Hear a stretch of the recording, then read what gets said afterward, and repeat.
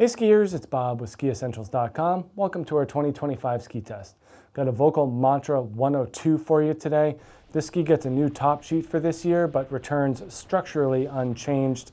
With the new additions to the Mantra M7, it's safe to say that next year will be the year that we see those updates for the 102, just because they kind of run in opposite cycles.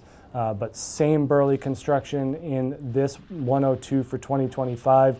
And I think one of the most impressive skis out there on the hill from a wide carving perspective.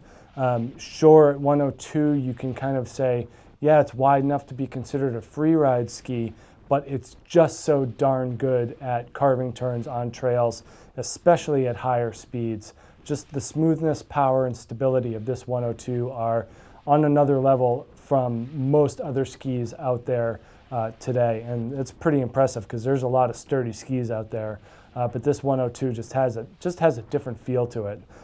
Pretty impressive stuff. We are built with that same multi-layer wood core of poplar and beech. Beech is found more under the edges, under the titanal frame, whereas the poplar is found in the middle, and that allows the ski to be a little bit more torsionally flexible while putting more emphasis and power on the edges. So Volkl's always been known for having a precise edge grip, and they're really doubling down on that reputation by kind of adding the metal to the beech along the edges. We do get that tailored titanal frame, so we do see, that frame piece go around the tip here and around the tail, and then there's a center plate in the middle. We also get a full layer on the bottom of the ski below the core, so pretty much 2 full sheets of metal. It's just that top one is divvied up into 3 different sections. It allows the ski to be a little bit more flexible, even though this thing's still on the stiff side. It also adds up when it comes to weight. This is the 184. I got to tear that one out. 184 on the scale, 2,304 grams. So we got some heft here for sure. It's not due to that carbon tips though. That is meant to even lighten the ski even more. These tailored carbon tips add more precision and energy into the initiation phase of the turn. Makes it feel incredibly crisp. They used to have a wider titanal frame going around them, and then they substituted that metal for carbon. Really gave these skis a little bit more liveliness, even though they're still just incredibly solid and stable. From a shaping perspective, we do get Volkl's 3D radius in here. So 19 meters underfoot, 30 in the tip, and 27 in the tail. So you can let it run at kind of lower edge angles, both in the tips and the tails, but if you get it up on a higher edge angle, you can access that shorter 19-meter arc underfoot. And it's all there. You do have to push for it in order to get it, but when you do, there's not much else that kind of feels like this ski railing around a corner. Pretty impressive.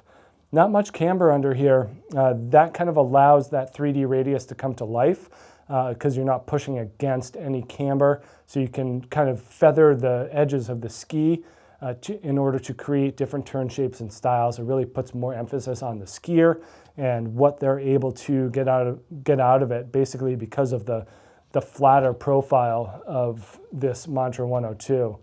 And then we get long but low tip rocker here.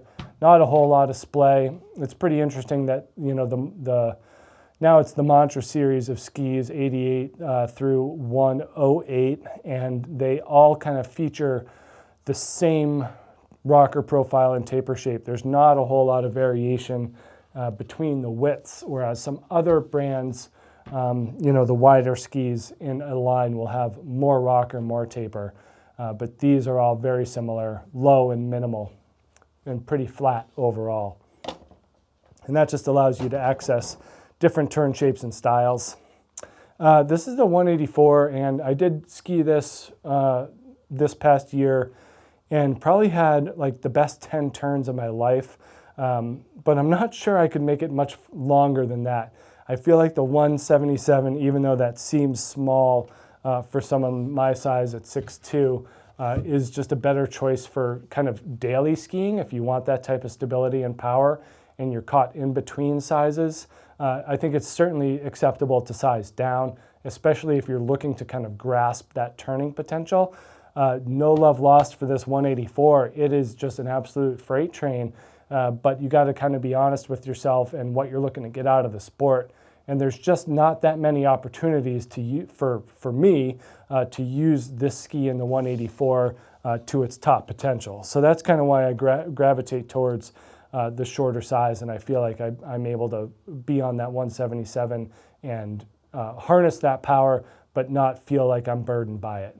But yeah, that's it. That's a Volkl Mantra 102. Great ski. Check this thing out at skiessentials.com, and we'll see you out there on the hill. Bye.